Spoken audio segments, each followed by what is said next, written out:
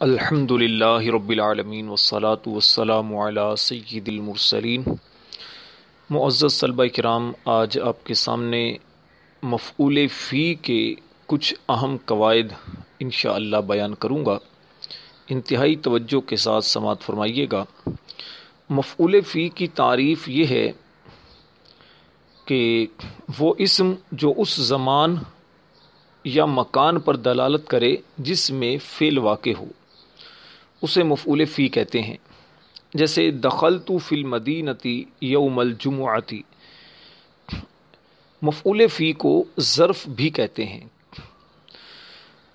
یاد رکھیے کہ ظرف سے پہلے حرف جر فی لفظاً موجود ہو تو ظرف مجرور ہوگا اور اس کو مفعول فی نہیں کہتے، اور حرف جر محذوف ہو تو ظرف منصوب ہوگا اور اسے مفعول فی کہیں گے۔ ظرف کی دو قسمیں ہیں، ظرف زمان اور ظرف مکان۔ ظرف مکان یعنی وہ وقت جس میں فعل واقع ہو، جیسے اذهب غدن۔ اب غدن جو ہے یہ ظرف زمان ہے، کل کے وقت کے لیے یہ آتا ہے، گزشتہ کل کے لیے۔ اور ظرف مکان وہ جگہ جس میں فعل واقع ہو، جیسے صلیت خلف الامام، میں نے امام کے پیچھے نماز پڑھی۔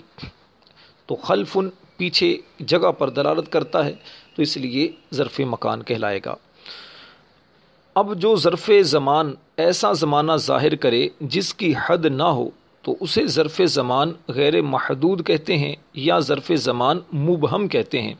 جیسے سمت دہرن، اب اس مثال میں دیکھیے دہرن سے مراد کون سا زمانہ ہے؟ کوئی محدود زمانہ نہیں، بلکہ دہرن سے مراد ایک غیر محدود زمانہ ہے، تو اسے ظرف زمان غیر محدود کہیں گے یا پھر ظرف زمان مبہم کہیں گے۔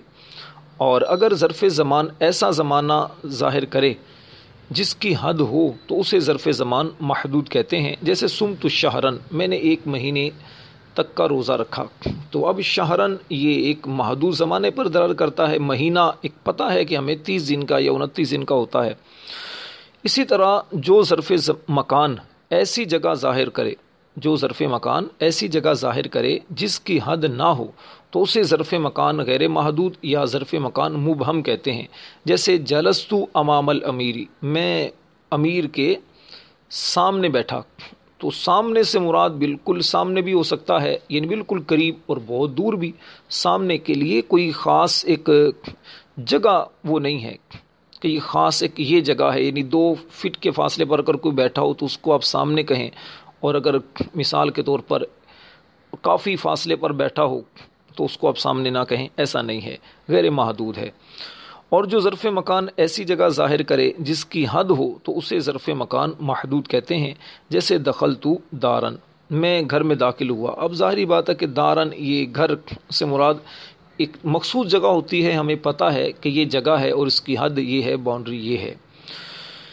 مفعول فی کے چند اہم قواعد ذہن نشین کر لیں کہ ظرف مبہم چاہے زمان ہو یا مکان، اس سے پہلے فی کا لانا جائز نہیں ہوتا۔ جیسے قمت امامہ دہرن۔ تو اب اس میں دیکھیے کہ امامہ، امامہ یہ بھی جیسے ظرف ہے تو لیکن یہ مبہم ہے، یہ ظرف ہے لیکن یہ مبہم ہے، یعنی ظرف مکان ہے لیکن مبہم ہے۔ اور دہرن یہ دیکھیے ظرف زمان ہے، یہ بھی مبہم ہے، یعنی دونوں میں دیکھیے کہ کوئی حد مقرر نہیں ہے، غیر محدود ہیں، تو ان دونوں سے پہلے فی کا لانا جائز نہیں ہوگا۔ اور دوسری بات یہ ہے کہ ظرف مکان محدود سے پہلے فی کا لانا یہ واجب ہے۔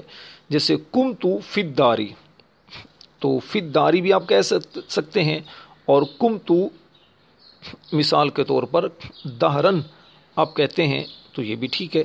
تو فی کا بلکہ نہیں، فی کا لانا واجب ہے، ٹھیک نہیں ہے۔ ان کے دار یہ ظرف مکان محدود ہے تو اس سے پہلے فی کا لانا یہ واجب ہے۔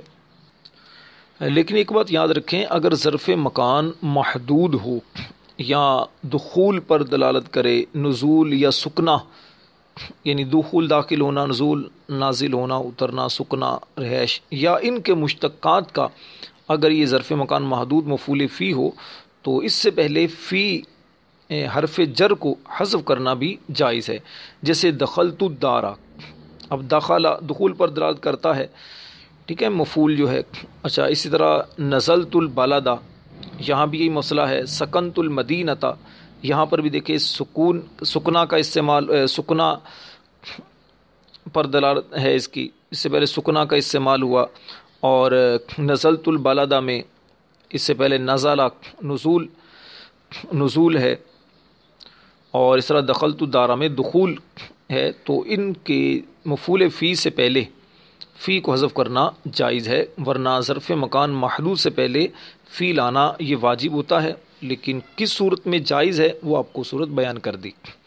اچھا، اسی طرح ایک بات یہ ذہن میں رکھیں کہ ظرف زمان محدود سے پہلے فی لانا جائز ہے۔ ظرف زمان محدود، پیچھے تھا ظرف مکان، اب یہاں پر ہے ظرف زمان۔ ظرف زمان اگر محدود ہے تو اس سے پہلے فی لانا جائز ہے، جیسے قاما فی لیلن، اب فی لیلن بھی کہہ سکتے ہیں اور قام لیلن یہ بھی کہہ سکتے ہیں۔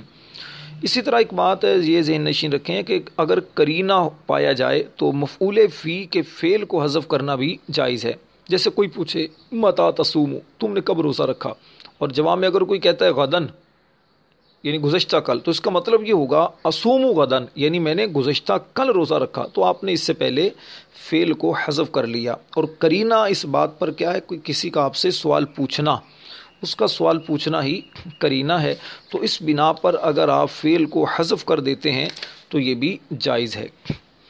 اچھا، اسی طرح ایک بات یہ ذہن میں رکھیں کہ لفظ لدا اور اندہ یہ بھی ظرف مکان غیر محدود پر محمول کیے جاتے ہیں، لہٰذا ان پر نصب پڑی جاتی ہے، لیکن اگر اندہ سے پہلے من آ جائے تو اندہ اس صورت میں مجرور ہوگا، جیسے من عند غیر اللہ، غیر اللہ کی طرف سے۔ اب اندی سے پہلے من آیا تو اندہ پر زیر آ گیا، جر آ گیا من حرف جار کی وجہ سے۔ تو یہ چیزیں چند ایک اہم تھیں، اس کو توجہ کے ساتھ ذہن میں رکھیے گا، انشاءاللہ اس سے بہت فائدہ ہوگا، اس کا استعمال کیجیے گا، اجرا کیجیے گا۔ جہاں پر بھی آپ کے سامنے کوئی ایسا اسم آئے جو کہ ان کے زمانے پر دلالت کرے یا مکان پر دلالت کرے تو اس میں غور کرنے کی عادت بنائیے۔ یاد رکھیے ترجمے کے لیے یا عبارت کا درست اعراب کے لیے ترجمہ آنا ضروری ہوتا ہے، تو ترجمہ اگر آپ کو آئے گا تو پھر آپ کی عبارت بھی اچھی ہوگی، اعراب آپ کو صحیح لگانا آئے گا۔ تو اس کا بہتر طریقہ یہ ہوتا ہے کہ پہلے اس کا ترجمہ کر لیا جائے، ترجمہ دیکھ لیا جائے لغت کی کسی کتاب سے، تو اس سے بہت زیادہ فائدہ حاصل ہوتا ہے۔